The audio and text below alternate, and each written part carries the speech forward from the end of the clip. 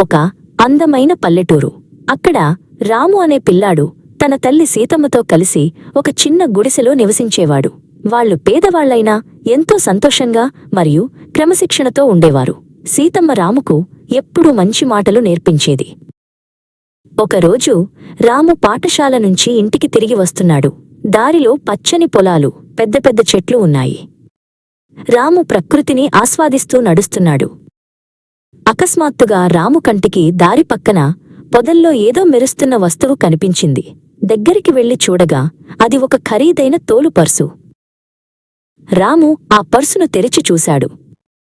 అందులో కట్టల కొద్దీ నోట్లు మరియు కొన్ని ముఖ్యమైన గుర్తింపు కార్డులు ఉన్నాయి.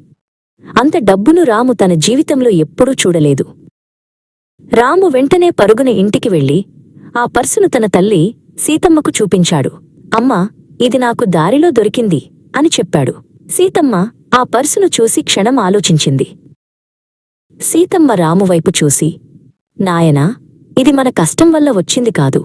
ఒకరి సొమ్ము మనకు ఎప్పటికీ వద్దు. దీనిని ఎవరిదో వాళ్లకిచ్చేయడమే నిజాయితీ అని చెప్పింది.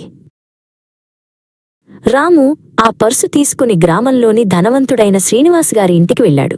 పర్సులోని కార్డు ఆధారంగా అది ఆయనదేనని రాము తెలుసుకున్నాడు. శ్రీనివాస్ గారు తన పర్సు పోయిందని చాలా ఆందోళనగా ఉన్నారు.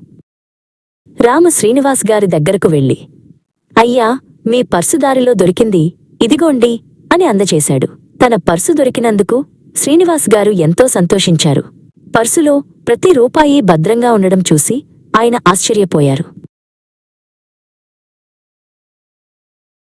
నీ నిజాయితీ నన్ను ముగ్ధుణ్ణి చేసింది బాబూ. నీ చదువు బాధ్యత నేనే తీసుకుంటాను అని శ్రీనివాస్ గారు వాగ్దానం చేశారు. ఆయన సహాయంతో రాము ఎంతో కష్టపడి చదివి పెద్దయ్యాక ఒక గొప్ప అధికారి అయ్యాడు.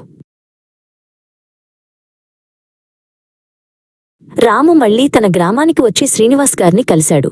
నా నిజాయితీ వల్లే ఈ రోజు నేను ఈ స్థాయిలో ఉన్నాను అని ఆయనకు కృతజ్ఞతలు తెలిపాడు. ఊరి ప్రజలందరూ రామును చూసి గర్వపడ్డారు.